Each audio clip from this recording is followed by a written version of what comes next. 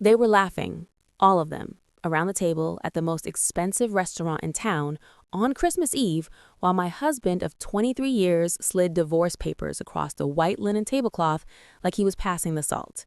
His mother raised her champagne glass. His brother smirked. His sister-in-law whispered something to her daughter and they both giggled. And me? I just sat there, fingers trembling around a water glass I couldn't even lift to my lips, feeling my entire world collapse in front of 30 people who were supposed to be my family. My name is Laura Whitmore, and I'm 52 years old. For over 2 decades, I built a life. I raised 2 beautiful children. I turned a small inheritance from my father into a real estate portfolio that most people only dream about. But I did it quietly. I never bragged. I never flaunted. I lived in my husband's shadow because that's what I thought a good wife did. That's what his family expected. And on that Christmas Eve, in that restaurant filled with the smell of prime rib and the sound of holiday music, I learned exactly what being invisible gets you. "Sign them," Michael said, not even looking at me. His voice was flat, businesslike, like he was closing a deal at his firm rather than ending a marriage. "My lawyer says if you sign tonight, we can expedite everything. You'll get what's fair." What's fair? Those words hung in the air like poison. His mother, Patricia, leaned forward, her red lipstick perfect, her smile sharp as glass. "It's really for the best, Laura. You've never quite fit in with our family anyway. Michael needs someone who can keep up with his lifestyle, someone who understands his world. You're just not enough." That's when I realized they had no idea who they were messing with. I looked around the table. Michael's brother Dennis was already eyeing his phone, probably texting his mistress. I knew about her, just like I knew about the debt he'd racked up gambling online. Michael's sister, Caroline, sat there with her nose in the air, wearing a bracelet I knew was a knockoff because I'd seen the real version in a catalog. And Patricia, the matriarch, the woman who'd never worked a day in her life, who lived off her late husband's pension and Michael's guilt-driven generosity, she sat there like a queen pronouncing judgment. They all thought I was weak. They all thought I was nothing without Michael. They had no idea that the house they were planning to celebrate New Year's in, the lake property where they spent every summer, the downtown office building where Michael's law firm rented space, they had no idea who actually owned those properties. "I need to use the restroom," I said quietly, standing up. My legs felt like water, but I kept my head high. Nobody even looked at me as I walked away. I heard Caroline laugh and say something about me finally knowing when to exit gracefully. I heard Michael order another bottle of wine. And I heard Patricia say, "Well, that was easier than I thought." In the bathroom, I stood at the sink and looked at myself in the mirror. My hands were shaking. Tears were trying to come, but I wouldn't let them. Not yet. Not here. I pulled out my phone and made 3 calls. The first was to my attorney, Richard Chen, a man who'd handled my father's estates and every property transaction I'd ever made. The second was to my accountant, Marianne, who knew every dollar I'd ever earned or invested. The third was to my daughter, Emily, who was spending Christmas with her fiancé's family in Colorado. "Mom?" Emily answered on the first ring, concern immediate in her voice. "What's wrong?" "Everything," I said, my voice finally breaking. "But it's going to be okay. I need you to trust me. Can you do that?" "Always," she said without hesitation. That's when everything started to change. I took 10 minutes in that bathroom. I fixed my makeup, I steadied my breathing, and I made a decision. I wasn't going to cry. I wasn't going to beg. I wasn't going to give them the satisfaction of seeing me break. Instead, I was going to stop being invisible. When I came back to the table, they were all deep in conversation, planning Michael's new life. Patricia was talking about introducing him to some woman from her country club, a widow with money. Dennis was suggesting a bachelor party in Vegas. Caroline was already planning how to redecorate the house, my house, the one I bought with my inheritance before Michael and I even got married. I sat down quietly. Michael pushed the papers toward me again. "Just sign, Laura. Don't make this difficult." I picked up the pen. I looked at the papers, and then I looked at Michael, really looked at him. When had he become this person? When had the man I married, the one who used to bring me coffee in bed, who used to slow dance with me in our kitchen, when had he turned into this cold stranger who could throw away 23 years with his family watching like it was dinner theater?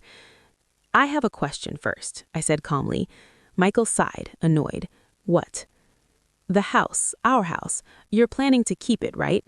That's what these papers say." He glanced at his mother, and she nodded encouragingly. Of course I'm keeping the house, Laura. It's worth almost $2 million now. You'll get your share of other assets, the vacation condo, some investments. You'll be fine. What happened next made everyone at the table stop talking. I smiled. Not a sad smile, not a bitter smile, a real, genuine smile. That's interesting, I said, setting the pen down, because I bought that house 12 years ago, cash.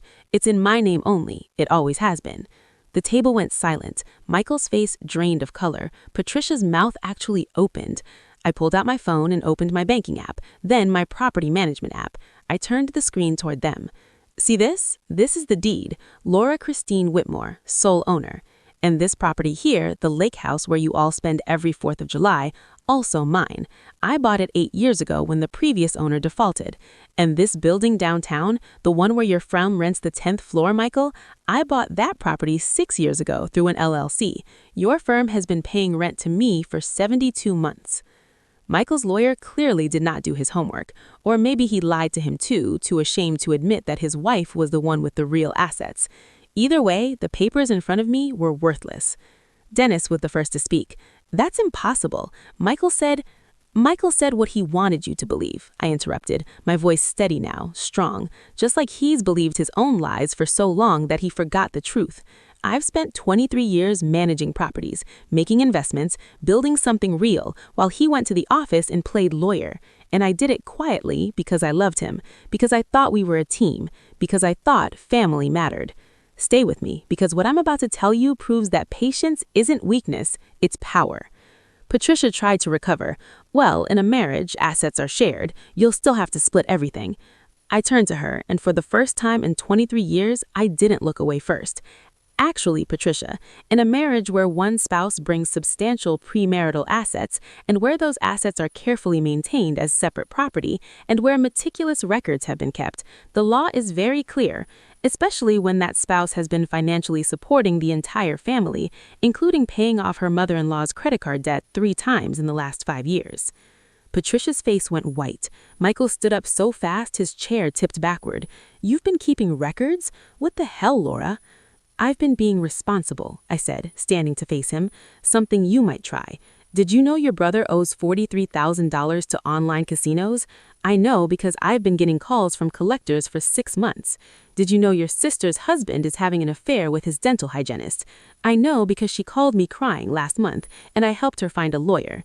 Did you know your mother has been stealing from your kid's college fund I set up? I know because I'm the one who monitors those accounts.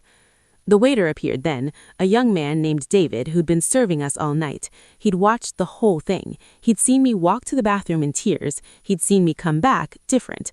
And now he stood there with the check, looking uncomfortable. Michael grabbed it without looking. Put it on my card, he snapped. But David looked at me. Ma'am, I'm sorry to interrupt, but that card declined. Would you like to try another? Michael's face went red. He tried a second card, declined. A third, declined. Patricia started digging in her purse. Dennis pretended to check his phone. Caroline looked away. I pulled out my platinum card, the one I'd had for 15 years, the one tied to accounts Michael had never even known existed. I handed it to David. I'll take care of it. David looked at the card and his eyes widened. He recognized it. In that moment, the entire restaurant shifted. The manager came over, greeting me by name, apologizing for not realizing I was there. Other waitstaff started paying attention because that card, that black and silver metal, it told a story Michael never wanted anyone to know. His wife had more money than he did. His wife had always had more money, and he'd been living in her house, benefiting from her investments, while he treated her like she was nothing. The waiter brought back my card with a smile. Thank you, Mrs. Whitmore. We appreciate your business as always. Your meal is complimentary tonight, with our regards. Michael looked like he'd been slapped. Patricia's face was purple. Dennis had actually left the table. And Caroline, she just sat there with tears in her eyes because she finally understood what she'd been part of. I gathered my coat.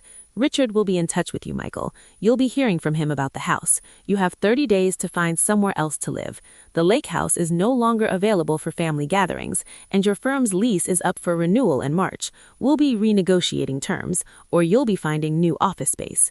You can't do this, Michael said, his voice breaking now. Laura, please, we can work this out. I made a mistake. I wasn't thinking clearly. My mother, she's been in my ear, saying things, and What I said next made everyone in that restaurant stop and listen. For 23 years, I made myself small for you. I pretended your career was more important than mine. I let your family treat me like I was lucky to be included. I managed everything, every bill, every emergency, every holiday, every parent-teacher conference. And I did it without complaint, because I loved you, because I believed in us. But tonight, you threw away our marriage in front of your family like it was garbage.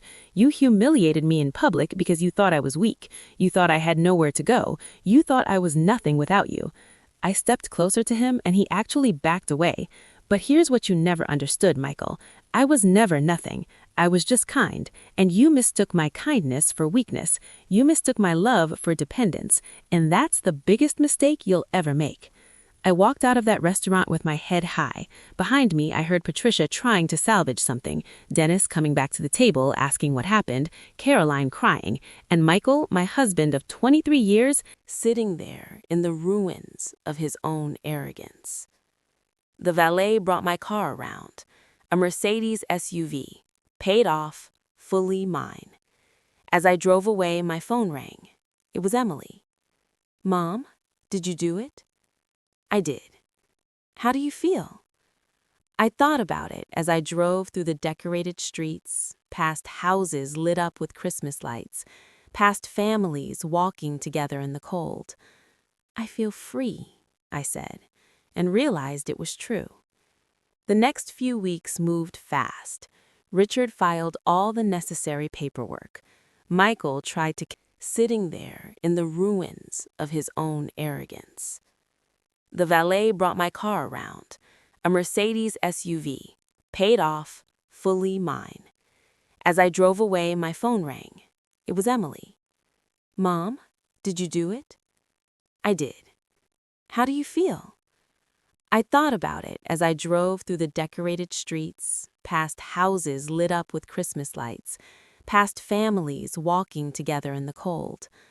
"I feel free," I said, and realized it was true. The next few weeks moved fast. Richard filed all the necessary paperwork. Michael tried to contest the property ownership, but 23 years of documents don't lie. He tried to claim he'd contributed to the property's value, but the financial records showed clearly that he'd never paid a single property tax bill, never covered a single repair, never invested a single dollar. His law firm scrambled when they got the lease renewal notice with a 30% rent increase. They tried to negotiate. I held firm. They moved out in February. The building filled up within a month with new tenants who paid on time and didn't act entitled. Michael moved into a 2-bedroom apartment downtown. Patricia had to sell her house because without Michael's help, she couldn't maintain it. She moved into a retirement community, smaller, more affordable. Dennis filed for bankruptcy. Caroline actually called me one day, crying, apologizing. I listened. I forgave her, because holding on to anger would only poison me, not them. But here's what really mattered, what really changed everything and proved that dignity wins in the end. My son, James, who'd been away for Christmas, came home in January. Michael had tried to turn him against me, saying I'd destroyed the family, that I'd been hiding money, that I'd betrayed him. But James sat in my kitchen, in the house he grew up in, and asked me one question.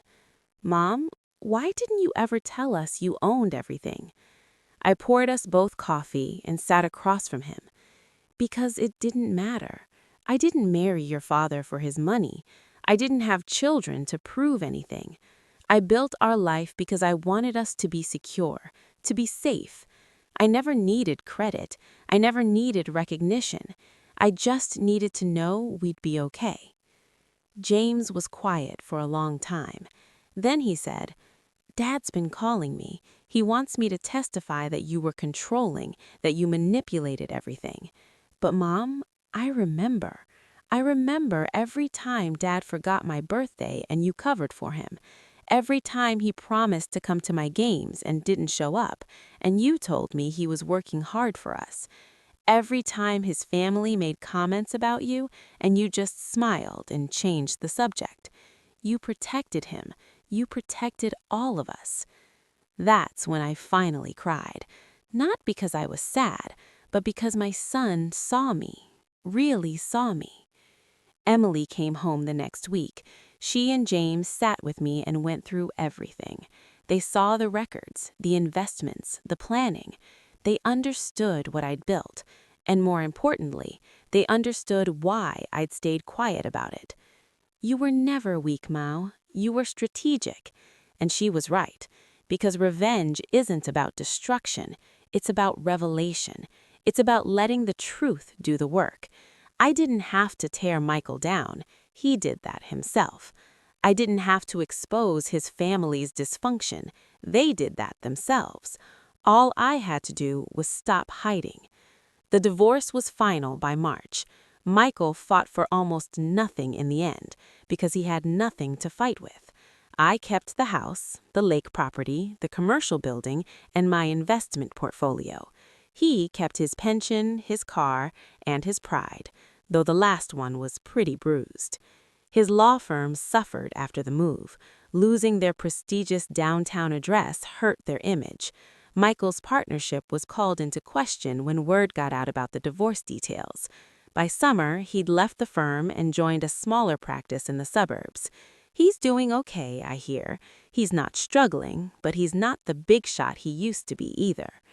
If you're still watching, I need you to understand something important, something that might help you or someone you love. Patricia tried to contact me once 6 months after the divorce. She wanted to talk, she said. She wanted to explain. I met her for coffee, not because I wanted to hear excuses, but because I wanted closure. She sat across from me and tried to apologize, but it came out wrong.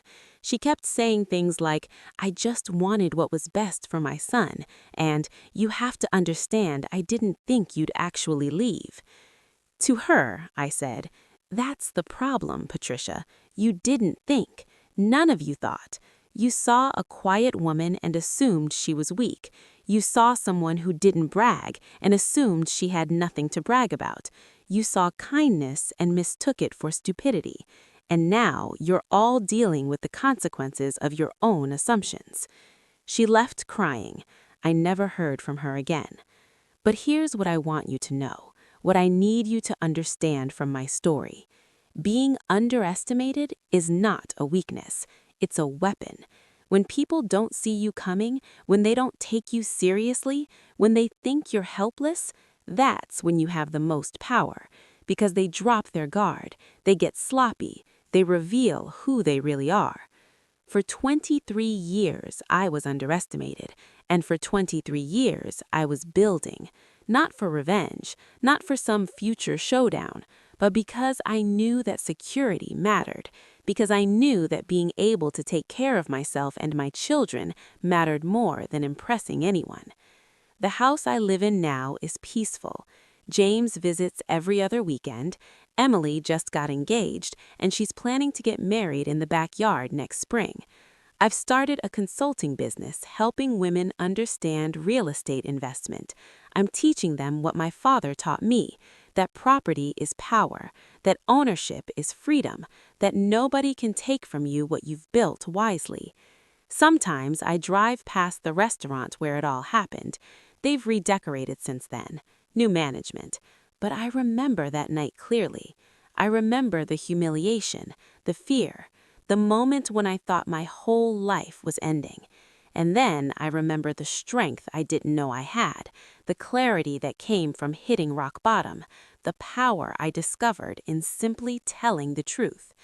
Michael sends child support and alimony, though our kids are grown. The court ordered it based on our respective incomes. I don't need it, but I take it because it's right, because the law protects people who've been wronged, because sometimes justice isn't revenge, it's just accountability. I saw him once at James's birthday dinner last month. We were civil. We talked about the weather, about James's new job, about Emily's wedding plans. And for a moment, I saw regret in his eyes. Not because he wanted me back, but because he finally understood what he'd lost. Not my money, not my property, but my respect, my trust, my belief in him. That's something you can never get back. As I finish telling you this story on Christmas Eve, exactly 1 year after that dinner, I'm sitting in my living room with both of my children, their partners, and a quiet peace I never had before. We're laughing, we're happy, and nobody is pretending anymore.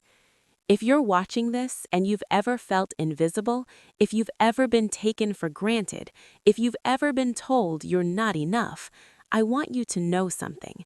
You are enough, right now, exactly as you are. The people who can't see your value, that's their blindness, not your deficit. And the moment you stop making yourself small for people who want to keep you that way, that's when everything changes. Before I go, I need to ask something of you, and it's important. If this story meant something to you, if it reminded you that quiet strength is still strength, that patience is still power, that dignity always wins in the end, then please hit that like button, leave a comment telling me what part of this story resonated with you, and subscribe to The Mental Grant, because we're here to tell stories that matter, stories about real people finding real justice in a world that doesn't always feel fair. Your subscription isn't just a number, it's a reminder that these stories matter, that standing up for yourself matters, that knowing your worth matters. And I promise you, we'll keep bringing you stories that prove that justice might be slow, but it's always, always worth the wait. Thank you for listening to my story. Thank you for being here. And remember, the best revenge isn't what you do to someone who wronged you, it's who you become after they're gone. Be strong, be patient, be wise, and never ever let anyone convince you that being kind means being weak. Merry Christmas, and welcome to The Mental Grand, where every story ends with the truth winning, because that's how it should be.